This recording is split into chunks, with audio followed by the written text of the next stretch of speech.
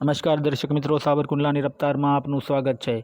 છેલ્લા કેટલાક સમયથી સમગ્ર ગુજરાત રાજ્ય અને અમરેલી જિલ્લાની અંદર ચર્ચાના કેન્દ્ર રહેલી તેમજ રાજકીય ક્ષેત્રે હલચલ મચાવનારી ઘટના જ કે જેમ કે અમરેલીની નકલી લેટરકાંડની ઘટના। આ સમગ્ર મુદ્દે વિપક્ષ દ્વારા અવારનવાર રાજ્ય સરકાર ઉપર આક્ષેપો કરવામાં આવી રહ્યા હતા અને વિધાનસભાની અંદર પણ આ મુદ્દાને ચગાવવામાં આવ્યો હતો અને વિરોધ પક્ષો દ્વારા મુદ્દાને ઉઠાવવામાં આવ્યો હતો।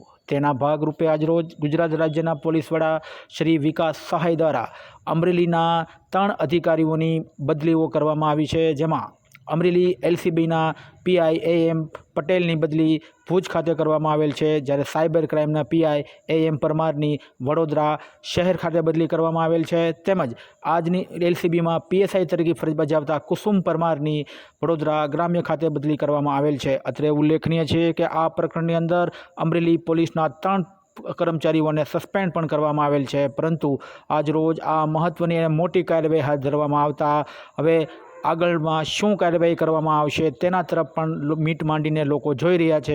ત્યારે શું પાયલ ગોટીને આ મુદ્દે ન્યાય મળશે કે પછી હજી પણ આમાં કોઈ લાંબી લડાઈ લડવામાં આવશે?